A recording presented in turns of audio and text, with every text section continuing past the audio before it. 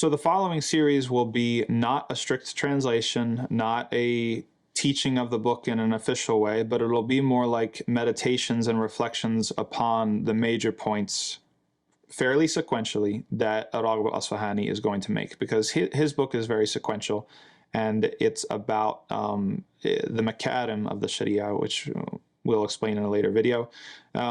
But it has to do with improving the self, right? Reforming the self, kind of tying or bridging the gap between our action and our theology, or the things that we do and the things that we feel, right? Infusing our practice of Islam with the spirit of submission and gratitude and appreciation and awe and reverence and all the things that we're really going for.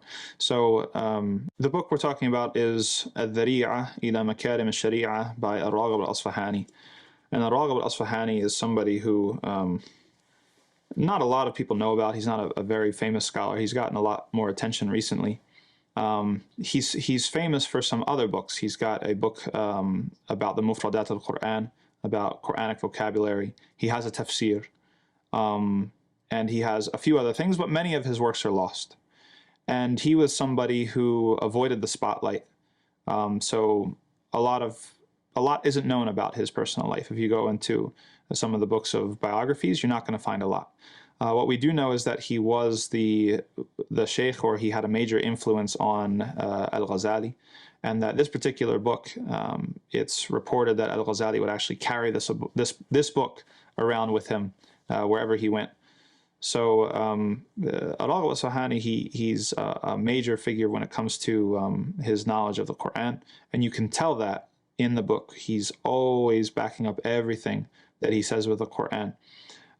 But he's also a major advocate for the role of the intellect in our religious practice. And that's not in a way, right? A lot of people today, they're rightfully concerned about sort of what takes priority. And I would kind of avoid that kind of dichotomous thinking. I don't think it's that simple. But you hear people say it's like, oh, they prioritize their intellect over revelation. Things aren't that clean, right? The intellect has a role to play, and obviously revelation is the guiding light. But there's no separating the two, in the sense that we have to rely on our intellect to interact with understanding the revelation, applying the revelation, and we measure and assess our understanding against the understanding of the Prophet ﷺ, and against the understanding of the companions and the scholarly tradition, right? But the intellect is all in there. And it's not something that can be completely severed or separated from our interaction with the revelation. So al-Raghib al-Isfahani was an advocate for the intellect and its role in our lives as Muslims back then.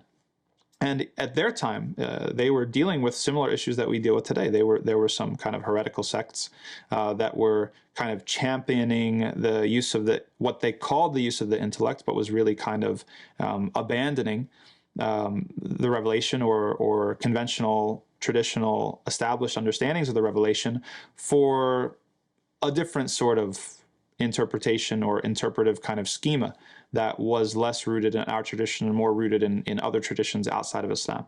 And so because al-Raghib al-Isfahani was an advocate of the intellect, he was accused in his time of kind of being heretical or having leanings towards this group or that group. But there's nothing to indicate that he actually, that there was anything problematic about his sort of, his stances, or how he tried to straddle these kinds of two, not always competing, but maybe sometimes competing tools that we have, the revelation and the intellect. And so grappling with that, what's the role of intellect in our religious life, bringing us to submitting to Allah's signs, and then helping us understand the revelation and helping us interpret the revelation. It's an ongoing sort of thing that needs a lot of discussion, and it's part of why his book and his work is so relevant for us today.